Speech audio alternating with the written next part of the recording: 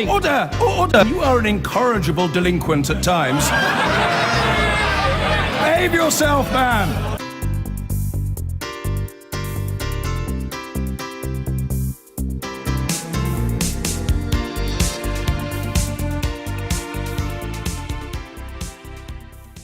So, the Foreign Secretary Boris Johnson will host a meeting of foreign allies in London later today. It will include the US Secretary of State John Kerry to discuss military options in Syria.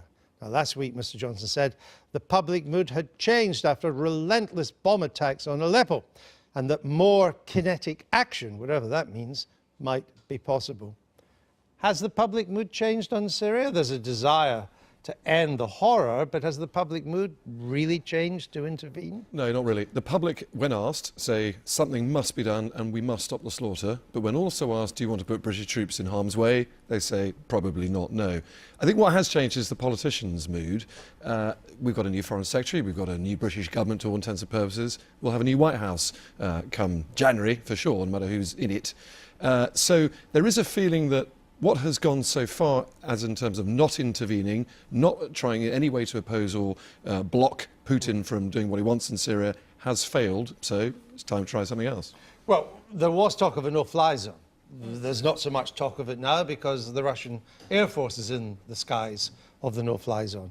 Now there's something called a no-bomb zone. Are we clear what that would be? Not remotely clear about what that would be, because it's meaningless without a no-fly zone and no one's willing to enforce it. I mean, for me, the biggest single issue here is what is the point of the United Nations? We've been asking these questions for some decades now. With Russia vetoing any possible peace plan, we're in a situation where we are basically handing over our sort of moral authority in the world for dealing with humanitarian disasters and indeed war crimes being committed by the Assad regime and by Putin to an organisation which is controlled effectively by Putin because he's got a veto on the Security Council. For me, the situation is absolutely untenable. And whether or not the public agree or don't agree, I genuinely think we cannot sit and pretend that we don't want to get involved in this war. We're already involved. We are already at war. We will be at war. And we're going to have to get to grips with it sooner or later. Or we're just going to keep saying, you know what, we don't really care about Syrian children dying. Now, if we're willing to say that, if we're willing as a nation to go, do you know what, we just don't care. We just don't care. But we're not willing to say that, so we need to do something about it. We could care deeply, but admit there's not much we can do about it. Indeed. And when Julia says get involved, and as Tom rightly says, there's a sort of mood of something must be done, that does not translate to anything precise or specific. And the problem is you go round in circles when it comes to military action, because when people are then asked what is the end game, and you do have to have an aim and a sense of the end. It's one of the problems with Iraq, that they couldn't answer those questions, couldn't answer them now. You know, you could just say something must be done and we are involved and therefore there should be military action. But that raises 10,000 other questions which none of them are capable of answering. Well, as I understand it, the no-bomb zone would be, we would designate areas where no bombing would be allowed. We wouldn't have planes to stop it from happening, but if bombing then did happen in these areas, we would use missiles to take out Syrian infrastructure. Now, it seems a bit complicated and doesn't seem to me to take into account what would we then do if the Russians put anti-missile batteries around this Syrian infrastructure? As well they might. And they could go one step further by saying, when your understanding of a no-bombing zone is exactly the same as mine. Right. It's doing the same thing, trying to stop bombs being dropped in bad areas, but not in a way you actually confront and have to shoot down Russian jets. So what you might do is put a British nuclear submarine off the coast of Syria and fire cruise missiles into a runway, which we would have warned them they would have done, if it was always going to come if they carried bombing. The problem is, you could well have a Russian jet in the middle of that runway. You could have a bus full of school kids in the middle of that runway. We know the Russians and Syria is entirely capable of doing that. So whatever way you want to cut this up, you are looking towards a confrontation with Russia. But the likes of Boris Johnson would say, this is exactly the sort of hard talk we have to talk to get the man to listen, because everything else so far has failed. I mean, the problem is, Mr. Kerry being there is significant, but at this stage in the American election cycle, it's hard to see what Mr. Obama is going to do. He's tried to avoid the Middle East for 8 years. Why would he do it in the final 2 months? And add to that secondary importance, We have no idea what Theresa May's attitude to foreign policy or intervention is. No, we don't, other than I'm sure the last thing she wants to do is get involved in a Middle Eastern war. We learn those lessons. But again, I come back to my point. I don't think we've got a choice. I think we already are. And the idea that our entire foreign policy should be based on not having a conflict with Putin, that's his entire foreign policy, is that he knows we're not willing. We, the West as a whole, are not willing to have a proper conflict with him. And that is why he's acting the way he is. So, Steve, this cross-party push to make the government come forward with the kind of outlines of its negotiating strategy for Brexit and put it before the Commons in particular, has that got traction? Well, it's certainly got traction in that it is attracting a wide range of support in the House of Commons, which is now the crucial forum for all these debates. But Theresa May, who I think says what she thinks, has said there won't be a vote before she triggers Article 50. Therefore, we've got to assume there won't be a vote before she triggers Article 50. I find with this whole debate, there's a myth going around that we don't know much about what Brexit means. What I find astonishing is we know a heck of a lot about what it means.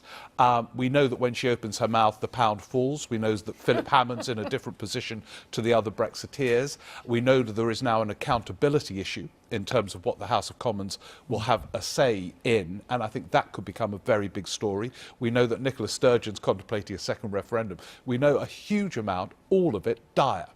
And I hope the MPs at some point do get pivotal votes. I suspect they will. And it would be interesting What would to that see, be on?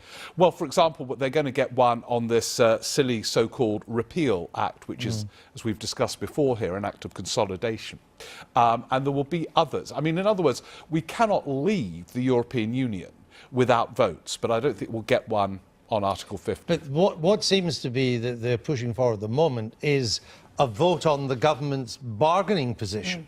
They're not saying they want all the details, though Labour has asked 170 questions, which is quite detailed. But give us the broad outlines of your bargaining strategy. The Commons needs to approve that.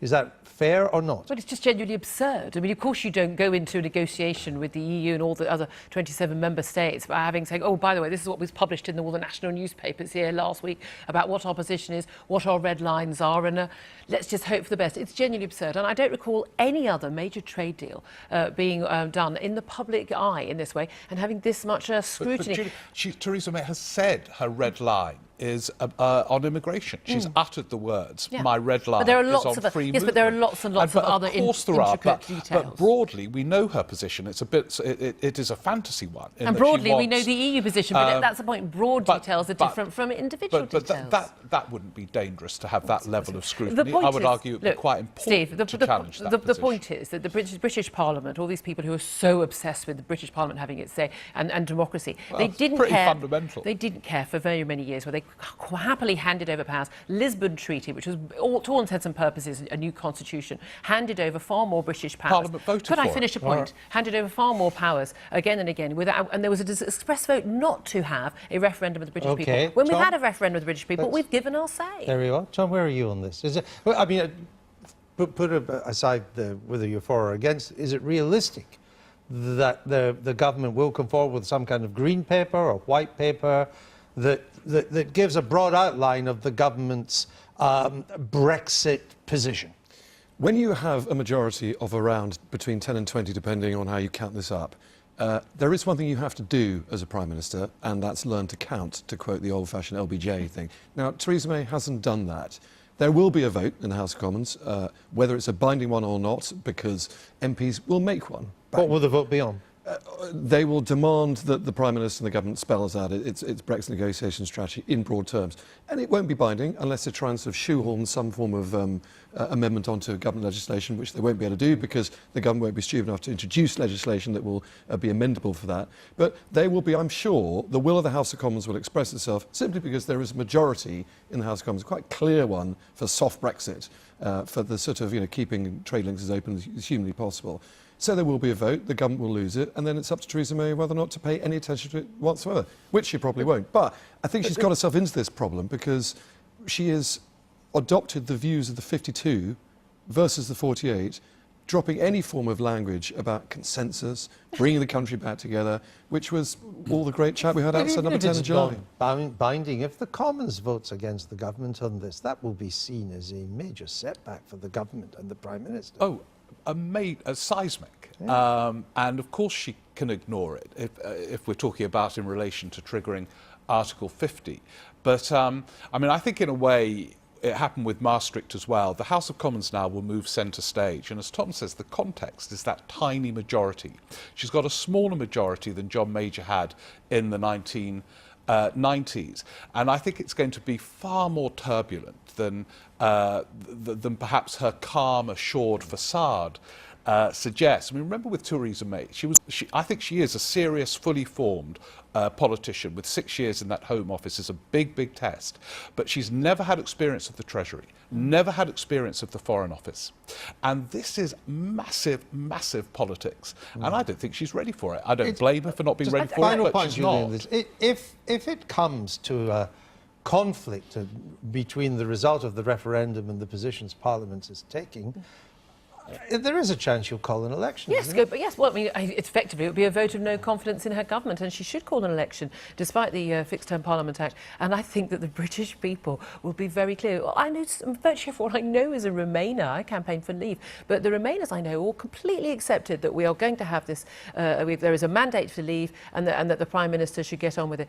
I think the British people will not take kindly to any MP who gets in that way. I just want to remember we've got 2 by-elections coming up this week. One in Whitney in the Prime Minister's old constituency, pretty safe Conservative seat, and the other in Batley in Spen, of course, which was the seat held by Joe Cox. And the main parties are not competing in that because of the appalling circumstances in which her terrible murder took place. Lib Dems are going big in Whitney. They came 4th in the general election, a rather poor 4th, but they're bigging themselves up for this. Is that wise? Well, they're great. Well, they've got to do something, first of all, because they need to do anything to get themselves attention. Pity poor Tim Farron in a House of Commons at PMQs these days, bobbing up at 12:35 trying to get noticed. But what they've got in their favour is that the constituency of Whitney voted 53% Remain and 47% Leave interesting. In the EU referendum. So they'll be trying to get the Remainer vote. This is the first test of their Remainer vote strategy.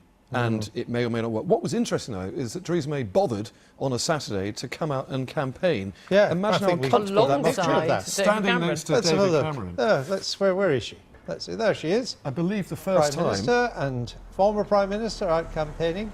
In very comfortable shoes, very sensibly. For this to work, the Lib Dems would have to come. They're not going to win, but they'd have to come second, wouldn't they? No, I mean, we are looking at David Cameron had a 60% vote, for goodness sake, with 25,000 majority. There's a big UKIP vote there as well. That could swing. But the Tory to candidate the Tories was a Leave campaigner, and as you say, the Remain vote there is strong. The fact that she's out campaigning is not a sign of a lack of confidence. She must be confident they're going to win it, or else she wouldn't have been seen near the place the weekend before. The American election. Just when you thought it couldn't get crazier, we are familiar with drug tests for athletes. Now, even for cyclists, we hear, for all sorts of things in sport. But Mr. Trump has now called for a drug test before the 3rd and final debate coming up this Wednesday. Am I making it up? No, I'm not. Have a listen. I think we should take a drug test prior to the debate. I do. I think we should. Why don't we do that? We should take a drug test prior, because I don't know what's going on with her. But at the beginning of her last debate, she was all pumped up at the beginning. And at the end, it was like, oh, take me down. She could barely reach her car. So I think we should take a drug test. Anyway, I'm willing to do it. So there we are. He's also talking about the election being rigged as well, which may be groundwork for making his excuses. But here's the issue. That was yesterday. We've had everything that went before. Overnight, the latest Washington Post ABC News poll. Mrs. Clinton is ahead by only 4 points. It's almost within the margin of error. Down from about 10 points post, whatever we called it, sexually assault gate. Yes. Now, this is the simple reason why Trump got the Republican nomination. He beat 16 or 15 Republican moderates, why he's been doing pretty well in the polls until last 2 or 3 weeks.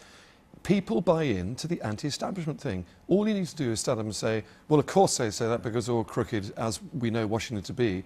And people want to turn out and vote for him in droves. And that's the single biggest thing he's got going for him, which is why it may still be close. Given everything this guy, I mean, the Washington Post ABC News poll suggests that the whole business of the lewd tapes and all actually hasn't made that. It's made a bit of a difference, but not that much of a difference. And it is exactly as Tom suggests, that once you position yourself as an outsider, almost in inverted commas, he's not an outsider, he's a multimillionaire, well-known national figure.